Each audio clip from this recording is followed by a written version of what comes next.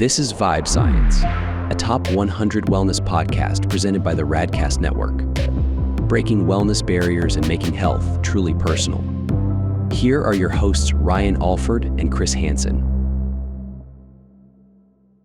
Hello, and welcome to Vibe Science. We're always raising your vibes, and we're bringing you knowledge, education, and ultimately empowering you to your highest vibe.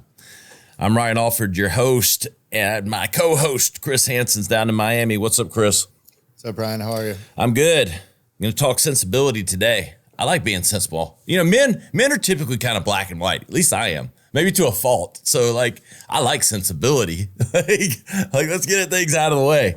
But I like the other side, too, and that's why I'm excited that we have Cat Murty and Gina, Georgio. Hey, ladies, welcome to the show. Thanks for having us on. Executive Director of Students for Sensible Drug Policy, Cat. Talk to me. What does that mean exactly? Absolutely. So SSDP is the largest national network of young people who are working to end the war on drugs. We started back in 1998. Our first fight was actually to change the Higher Education Act, which at the time allowed anybody who'd been convicted of murder or rape or anything like that to get federal funding for college. The only crime that was accepted that would block you from being able to attend university was if you had any sort of drug charge in your past, even if it was simple possession, even if you'd completed any sort of prison sentence, probation, anything like that. So that's what you think about sensible policy. I mean, how can you say that something like murder or rape is worse than possession of a non-violent substance that makes your life better? And so we've kind of grown from that over the years. We have about 100 chapters across the U.S. at colleges, in communities, and we work together on drug education, harm reduction, and drug policy, so ending the war on drugs. And it's because the war on drugs is a war on us, all of us, as individuals, as young people, as people who are trying to live better lives, whether or not you use drugs, whether or not the people in your lives use drugs. The drug policies that have come out of the drug war has made our society less safe, less healthy, and less happy overall. And so we work on a number of different things depending at the local, state, and federal level. But what we really come together on is trying to promote sensible policies that follow the science and that respect human rights and individual rights when it comes to drug policy and harm reduction. Yes. All right. Clap. Virtual clap for that. You know, yeah. Support that. A lot of what the show's about is sensible reform and sensible change, and really education. At the end of the day, we're trying to empower people to know all sides of the story, because I think depending on your spin or your power or where you are, certain stories and certain narratives get elevated.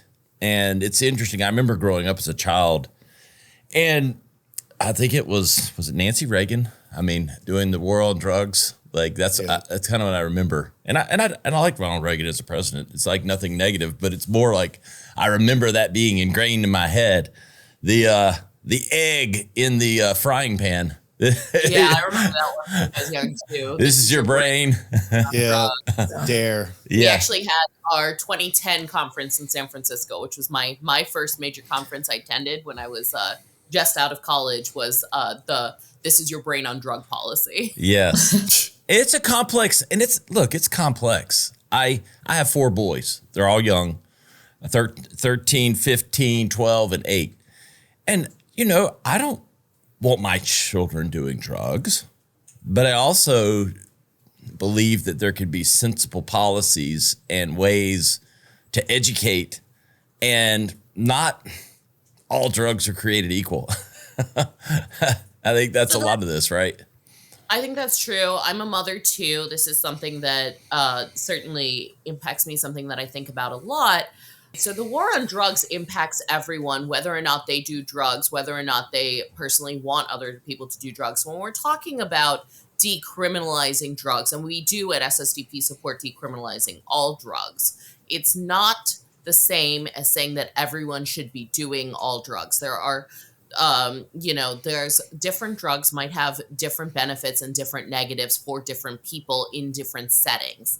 But what is true is that prohibitionist policies, war on drug policies, create these conditions that make everyone worse off. It creates higher rates of crime. It creates higher rates of overdose. If people do have problems with chaotic drug use and they need help, they're not able to pursue that. As a mother myself, I'm concerned about our young people who not only use more drugs when they are illegal. We've seen this with any number of studies on things like cannabis. Teen use rates have dropped everywhere where we've been decriminalizing cannabis use. They not only use fewer drugs, they also tend to use them in safer settings. They're less likely to get involved with criminal elements. They're less likely to be in unsafe situations. And really importantly, something that they did once, they might have consumed cannabis once, made a mistake and gotten arrested, and that arrest will follow them for the entire rest of their lives. It blocks their opportunities. It stops them from being able to do well in school. It stops them from being able to get into university, stops them from being able to do any number of jobs, from renting a house, from getting a mortgage, doing all sorts of things for the rest of their lives. And so really we're talking about creating a safer, better society for everyone, children included. Cat, that's very helpful, and I appreciate that explanation. I think I would love to know, because I could see some people listening to this that would go, there's a lot of research behind cannabis and psychedelics now. No question. Like psychedelics might be the best. And a lot of that research has come about because of these liberalizing drug policies, whereas previously we just weren't able to do the science. And so, these drug war policies, they're anti-science. Yes. And so I think to play the other side of that coin, because I could see one of our listeners that might support what we just said going, but I don't know what cocaine does, for me positively. There's no positive research behind it. So is it just the belief that decriminalizing any and all, like you have to throw it all out versus distinguishing one from the other? Like, because I think some people listening might believe in the first half, but not on the other, because there isn't research that supports fentanyl or cocaine being really anything positive. So cocaine is actually a Schedule II drug. We have something in the way that drugs are classified in the legal system in the United States is the Controlled Substances Act. It came about in the early 1970s and has been redone a few times. Marijuana is Schedule I. Cocaine is Schedule II, and it's because it actually does have accepted medical uses. It's used for certain types of eye surgery and dental surgery, amongst other things. So there are actually accepted uses. It's used in hospitals, amongst other things. I guess you learn something every day. I didn't even know that. Chris, did you know that? No, but I mean, I fentanyl. can speak on this from a pretty unique perspective, being like, I was arrested for cocaine. I struggled with addiction. I had lost job opportunities because of my legal record. And that's why I really have to think about this, because I'm like, did any of those consequences help me? And I mean, I like to think now that really the best way to heal people is through understanding and love and education, not punishment. I definitely think our drug laws are not only outdated, but it really is a war on drugs. Because for my example, right, I wasn't actually selling cocaine. Someone I knew was an informant and had to basically get as many people in trouble as they could to lower their charges. So that's what you're saying. I learned the system is bullshit, right? I basically was entrapped into a situation that I never would have been involved in had law enforcement not put this in motion, right? So, and I can tell you cocaine laws are some of the worst, because even those where you have separate charges depending if you're near a business or a church. And those laws were specifically made to target the African-American community with crack cocaine. So that's where Yes. You have a whole, and maybe we can talk about that, right? Where there's definitely been certain, I would say, minority groups that have been singled out with these laws. Yeah, I think there's no question that when I hear, I think it's been more of the war on people than the war on drugs.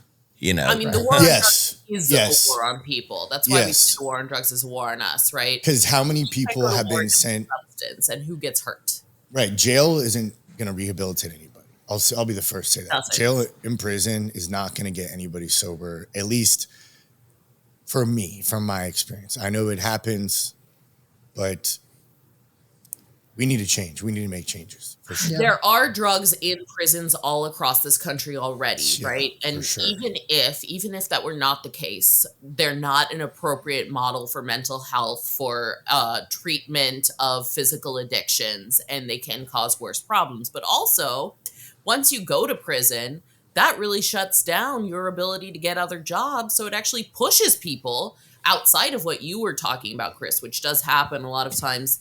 In order to get further charges, the police basically push people who might have a possession charge or something like that to now set up these massive drug deals in order for them to be able to capture a whole bunch of people. That happened to an SSDPer who was around my age, who passed on because she was arrested for possession, and the police forced her to try to set up this massive drug deal, and she was shot and died in the process. This was quite a while ago, but these things do happen. Outside of that, though, now that you've got that criminal charge, what other jobs are you going to be able to do? There are just so many things that push you back in, so it's just not effective. You did talk about something that I think is quite interesting, though. The war on drugs has not just had racialized impacts, which is that it has a disparate impact on minorities, people of color who use drugs at the same or lower rates than white people, but face significantly worse outcomes, both in terms of higher enforcement, higher rates of imprisonment, and longer sentences for the exact same things. But it was actually set up to do that. When the war on drugs was launched, with Nixon, one of his specific goals was to use the war on drugs to shut down the civil rights movement. And I mean, there are damning tapes from him speaking to this exactly. And so it's had those impacts. And if we trace the war on drugs all the way back to the very first drug laws in this country, first you have the Chinese Exclusionary Act, which was meant to keep Chinese immigrants from coming to the U.S. back in Victorian times, that outlawed smokable opium, but not laudanum, which was in liquid form, because laudanum was consumed by wealthy white Victorian women. Smokable opium was specifically meant to target Chinese railroad workers at the turn of the 1800s going into the 1900s. Then we have the Harris Tax Act of 1914, which is the very first cannabis prohibition that we see in this country. And it specifically outlawed marijuana. Why did they choose the word marijuana? Well, because cannabis was widely used for its medical properties. It was in the vast majority of medical cures that people were using around that time, and it was called cannabis. However, they tied it to this idea of marijuana being this dangerous drug that was being brought in by Mexican immigrants to this country. And then they tied it as well a little bit later with jazz cigarettes that black jazz singers were using to lure white women away from Reefer Madness days. Right, exactly. Reefer Madness days. I mean, over and over and over again, you see these racial prejudice really driving this. And so the vast majority of people who voted for the Harris Tax Act in Congress at the time, when asked afterwards, didn't even know that they were talking about cannabis. They thought this was this new scary drug being brought in by these dangerous black and brown people, right? And I think we've seen that repeated over and over and over again. And, you talked about cocaine, the crack cocaine sentencing disparities. have lasting impacts in this country. They were entirely set up around racialized prejudices. So what this is in the 1980s, with the big crack scare, the way that they sent up in the federal sentencing acts around this. So crack and coke, powder cocaine, are the same drug. They're the same drug. They're just in slightly different forms. One is a powder form, one is a rock-like form, but it's the exact same drug. The only difference is one tends to be consumed by wealthier white people, one tends to be consumed by poorer black people. These federal sentencing guidelines had 100-to-1 disparity between crack and cocaine, which is that the sentence for crack was 100 times higher than the sentence for the equivalent amount of powder cocaine. That was actually addressed a few years ago. It was a big win for the drug policy reform community. However, there is still a disparity. It's just now an 18-to-1 disparity. So people who are arrested with crack are still getting 18 times the sentence of people who are arrested with powder cocaine, despite it being the same substance. And if we look at, I don't know if you guys are familiar at all with Professor Carl Hart from Columbia University, but he's talked a lot about if you look at how both of those drugs impact the brain, and then we look at something else that is widely used and prescribed and associated with high performers and type A folks, Adderall. They're not actually that different either. And most people are not going to prison for Adderall, right? And so a lot of those negatives that we see attached to drug use are oftentimes these cultural stereotypes and also forcing people into certain settings that makes that usage much less safe and brings about all of those other negative impacts that we think about when we think about drug use. That's why at SSDP we say that we neither condemn nor condone drug use. And so we prefer to give young people the education so that they can make the most accurate decision based off of their own history and preferences. And so that's why we provide resources such as drug testing, overdose prevention trainings, because kind of like Kat was saying, stigmatizing certain drugs ultimately stigmatizes the user. And the war on drugs is rooted in this racist history. Mm-hmm. How do we, this is a really good discussion. And I think it's so complex. It's, it's hard to, I think you have to use like the facts and the real, like we learn we evolve as people. You evolve things, evolution, change. We learn we used to smoke on planes, right? Cigarettes. Yeah. I think we now know that wasn't the smartest thing ever. If there was secondhand smoke, it definitely happened there. Not that cigarette smoking should be illegal, but you learn and you evolve. I don't like nicotine at all as a drug, and I still think that there's enough smokers out there. Let them have all smoking flights. But I also grew up when I would be on those smoking planes. Shit, I would have totally booked that in my cigarette days. I would have been like, I'm taking the smoker's flight. I'm gonna hang out and just burn my menthols on this whole flight. It does raise the question, though, that I was kind of building to this point with using that as the analogy with is, okay, if all drugs are decriminalized and you have the non-drug users, the choice, we can all admit that drugs put you in a different state of mind than sober people. And it is whether it should happen in a unsafe place. I don't think anyone thinks that should be going on. We don't want that. But versus, public versus non-public, drug use, because again, it's kind of like, it's no fun. And look, I drink beer. I go to parties. It stinks going. I've had surgery sometimes the next day and not drink. It's not a lot of fun hanging out with people that are drinking and not be drinking. It got in the same context, and that's just me. I know. Look, Chris is I don't know how long sober. It doesn't drink anymore, so he does it now, and he's fine. But this is just me personally, not.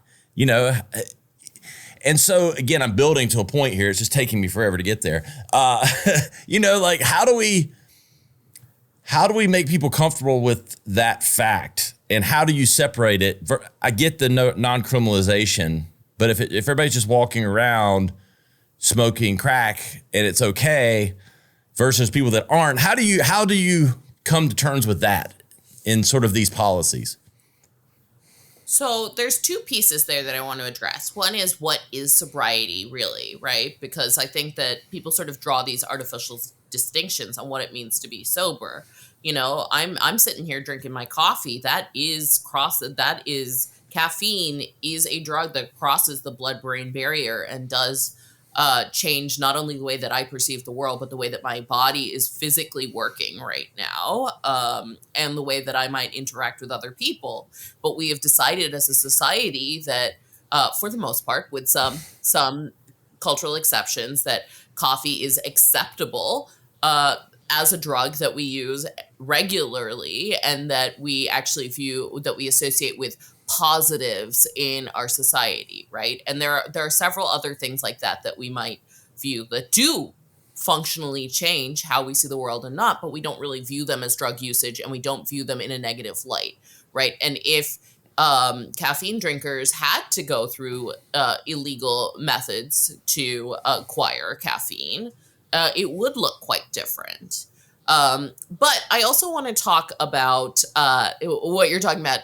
What if we had a society where everyone was going around smoking crack all the time? Well, not everyone. I'm just saying that you have people that choose to be sober and choose that don't. And it is a different experience. Yeah. And so how do you designate that to make both feel comfortable, or whatever you want to describe it, Well, I want to start by talking about something. It's an experiment. It's called the Rat Park experiment, right? I'm not sure if you guys are familiar with this, but this is just a fascinating experiment done with mice, which is Gina's background, so she might know a little bit more about this as well. But it's basically some researchers addicted mice physically to drugs, and they put them in an environment where there was just nothing else, bright lights, just not a lot of any other stimulation. And they would find that they would just keep pushing this little bar to administer themselves more drugs nonstop all the time, right?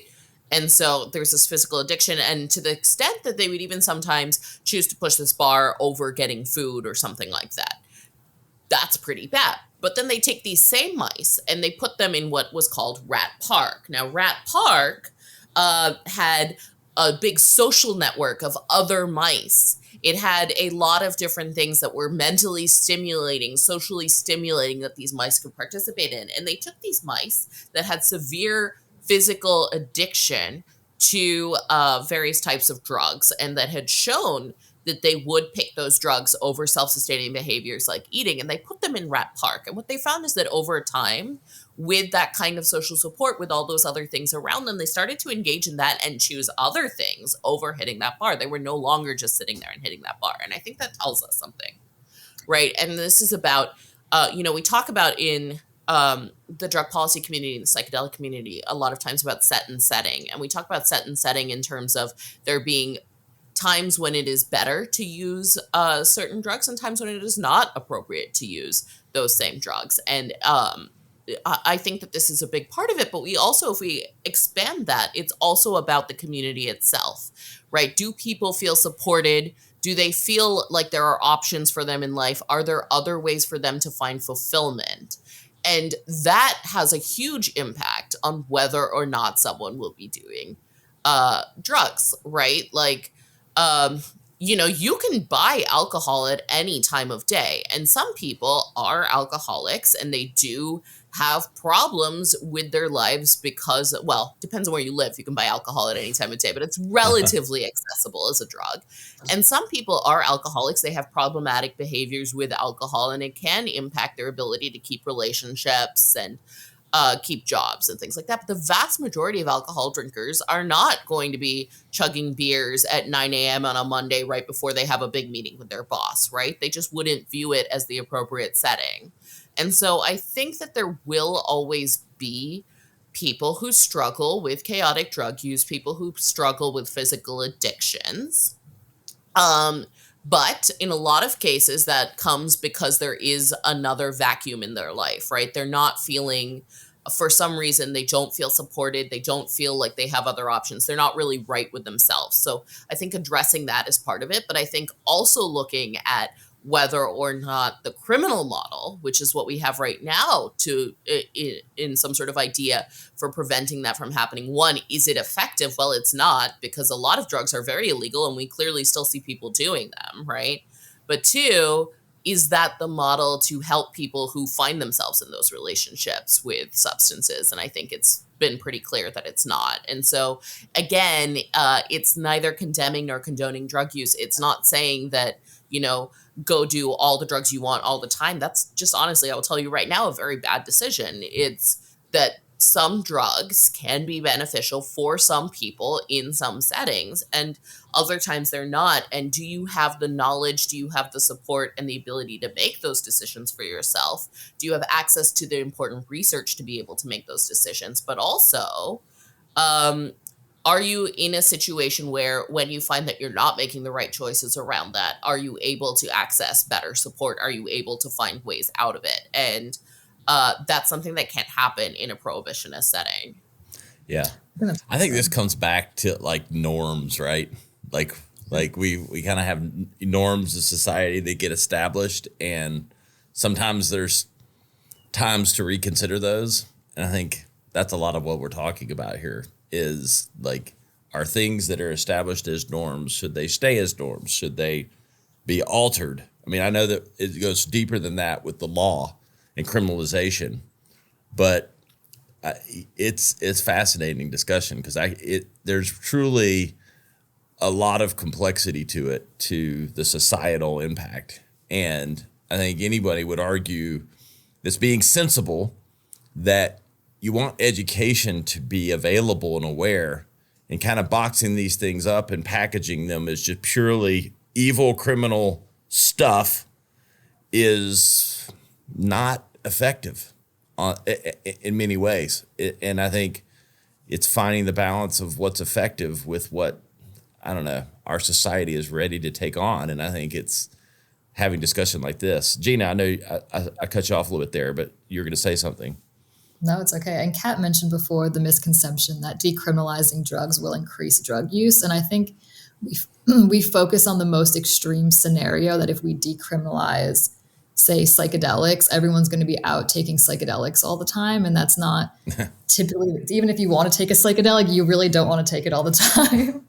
And I think it goes back to the piece that you were saying about social acceptability. So it's like, I can walk on almost any street and get alcohol or smoke cigarettes, but I'm looked down upon or looked in a certain way if I'm smoking cocaine. So I think we have these like misconceptions about what a typical user of a drug looks like.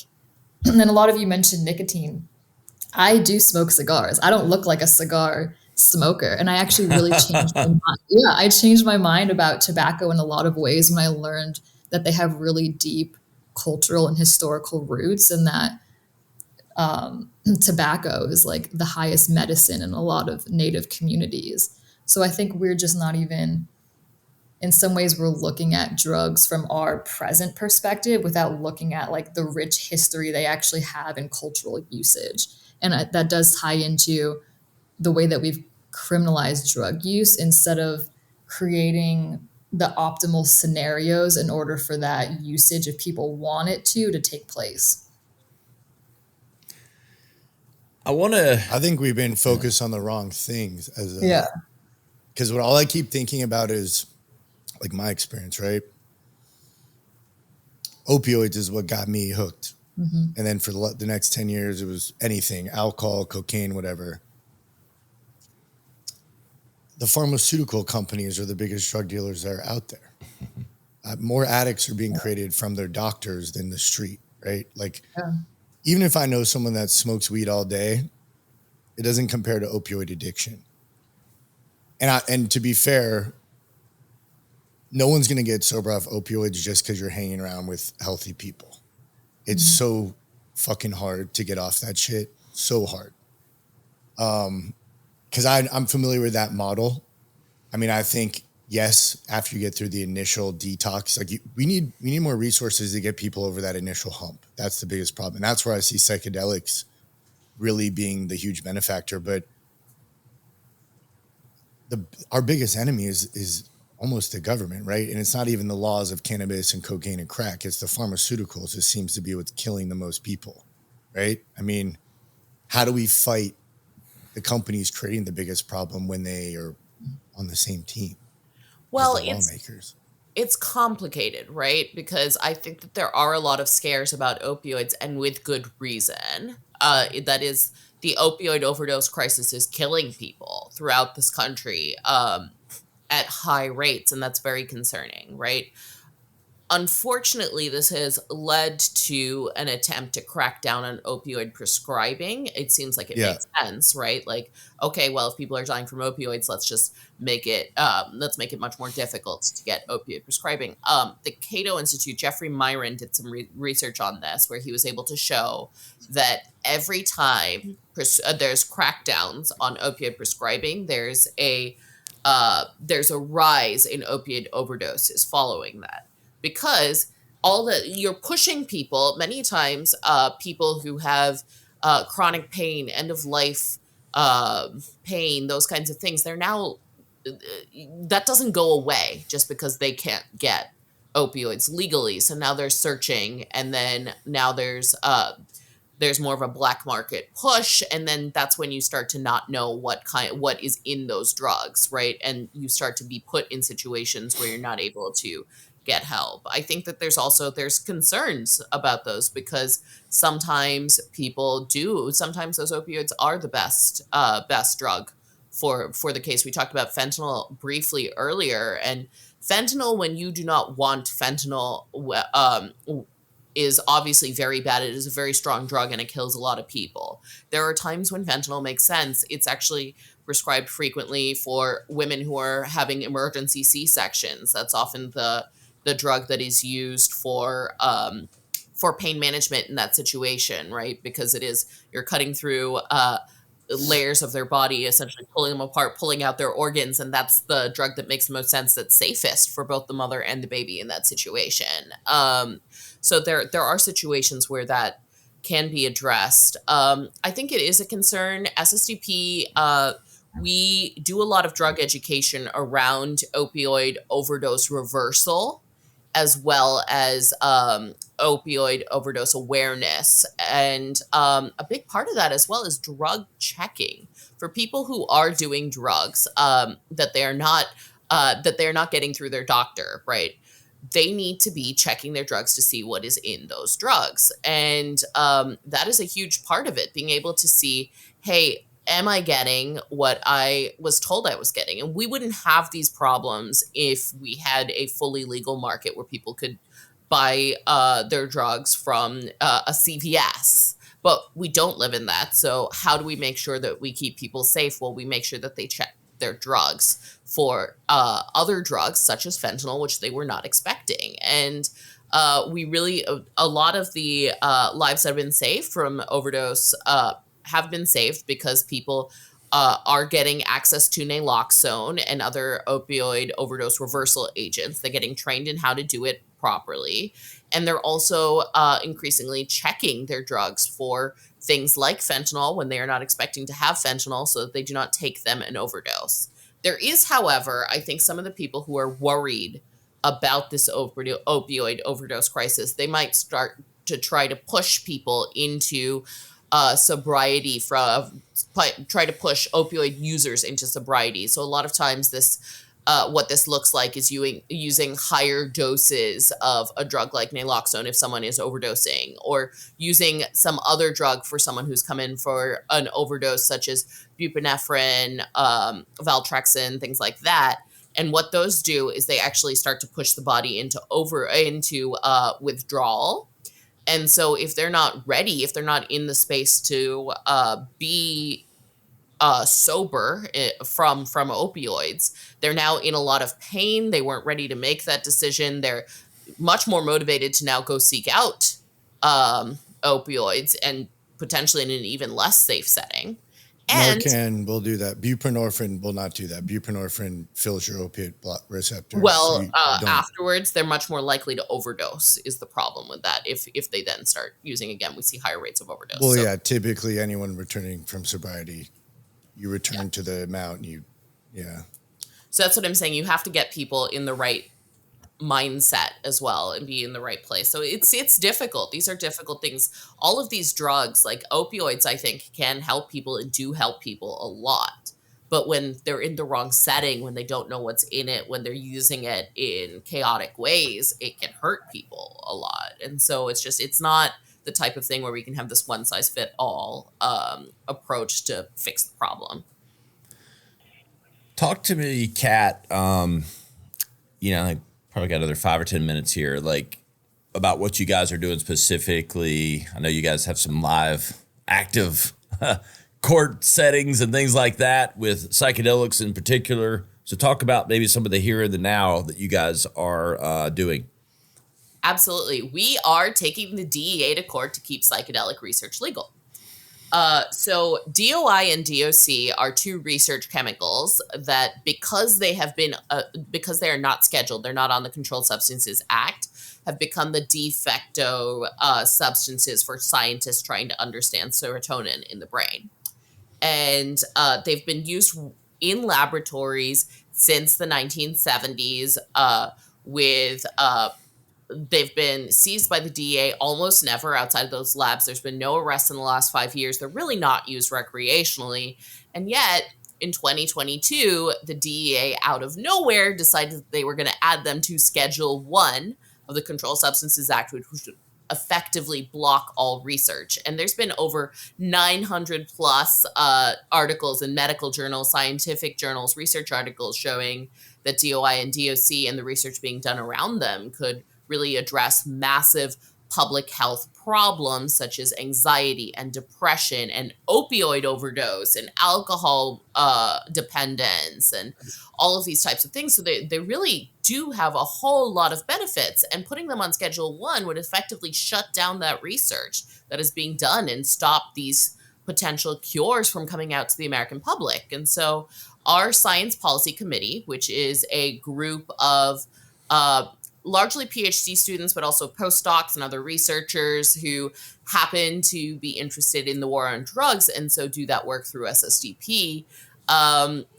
noticed this. We pushed back against it, and the DEA dropped it back in 2022. Then last year, 2023, right around the holiday season, we think potentially the DEA didn't want people to know that they were doing this. They again announced that they would be scheduling DOI and DOC on Schedule 1. We noticed it because our folks are very nerdy and do things like read the federal registers around the holiday season. And we pushed back. We've been back and forth in the court. And in a couple weeks here, November 12th through 25th, we're going to be, we have a 10-day long public hearing on the status of DOI and DOC in the DEA Administrative Court. Where we're really going to get an opportunity to defend access to science and access to research. What's really interesting about this, too, is these aren't even recreational chemicals. These are used almost exclusively for medical research. And there's just a lot of potential here that is going to be shut down. It's anti-science, and it's pushing us back into the dark ages. And for what purposes? You know, people are not diverting these drugs. They're not being used unsafely. We're not hearing about DOI or DOC overdoses. There's no cartels involved in them. It's really bizarre. And we're hoping to get the word out to as many people as possible about what's really at stake here. We also believe that. I mean, go ahead, Gina. With the discussion about, there's a lot of debate between decriminalization and legalization. And one thing that a lot of people say is, well, if we have more research looking at how these drugs are working in the human brain, then maybe we can have a case for why this drug should be legal. And so psychedelics are a really hot topic for, like Kat said, helping with depression, anxiety, PTSD, addiction. And so that's why I think this is so ironic, because opponents of legalization say that we need more research on drugs like psychedelics. So I think it's ironic that the DEA is trying to block research into these drugs that are looking specifically how they work in serotonin receptors. And it's not just people who are interested in psychedelics who are looking at DOI and DOC. Just even since we've started this, these legal proceedings, we've seen medical researchers at places like Johns Hopkins University releasing studies using DOI and DOC. And we really think that there are a lot of scientists out there who are doing incredible public health research who have no idea that the DEA is looking to criminalize their work. Yeah. This reminds me of the FDA and the MDMA stuff going on too, where there's like, and they even have the studies to back that, and the FDA is still shooting it down. Yeah. Gina's actually also been involved in work. Well, I'll let you talk about it a little bit more, but to increase access to studies. Yeah. So with the Breakthrough Therapy Act. In North Carolina, 3 years ago, I started our grassroots coalition, and it's about 80 professionals in North Carolina that are clinical social workers, MDs, PhDs, researchers throughout the state that all support expanding psychedelic research in North Carolina. And so 2 years ago, we had a bipartisan bill introduced by 3 Republican legislators supporting 2 research studies funded by the North Carolina government. So one would be looking into MDMA for PTSD, the other psilocybin for depression. And we have about 15 co-sponsors. And so we're seeing even in very conservative states, there's still interest in this. And we've also been working on the legalization campaign in Massachusetts. And so legalizing 5 natural psychedelics is up on the ballot in Massachusetts right now, and it would create legal and regulated psychedelic therapy centers throughout the state. Beautiful. Yeah, and what we've seen overwhelmingly is the American public is interested in this. They see the potential. And it's these old structures that their incentives are to keep the war on drugs going, that are really, they have those entrenched interests in blocking research, in blocking development of really crucial medical cures for people who are suffering. No money in cures, you know? Yeah. I have someone that went to rehab 5 times. I think, how much money do they make off my insurance? And they're all eating. The pharma's eating, the insurance company's eating, but I'm still fucked, right? So thank God for you guys. Well, there's one other area that the politics just really does not line up with what the American public wants. And I think we all know about this. It's cannabis, right? And so the vast majority of Americans now live within driving distance of a dispensary. So a lot of people think that marijuana has been legalized, and that's what they want. If you ask the American public, it doesn't matter across the political spectrum, Republicans, Democrats, everyone in between does not want to see a war on cannabis anymore. And yet we actually haven't legalized. People continue to be arrested at shocking rates, including in states that have legalized. We've seen actually, so we do represent young people, and in states that have adult use laws but have not decriminalized marijuana, arrest rates actually go up for young people, even though generally speaking, cannabis consumption rates stay the same or drop. And there's close to 3,000 people just at the federal level who are in prison for long-term sentences, some of them lifetime sentences, for amounts of cannabis, for crimes related to amounts of cannabis that are less than dispensaries deal with on a daily basis. And so it's pretty clear the American public doesn't want to see these policies. That's why Biden did 2 mass cannabis pardons that didn't let a single person out of prison. And we've been talking about SSDP's done a lot of work to push forward rescheduling, which will help with access to things like research, but doesn't actually legalize. People have been, people keep coming up to me. They're like, "Oh, congratulations, you guys have legalized cannabis." We haven't. First off, it hasn't been rescheduled yet. That's another hearing that'll be coming up at that DEA court later this year, hopefully.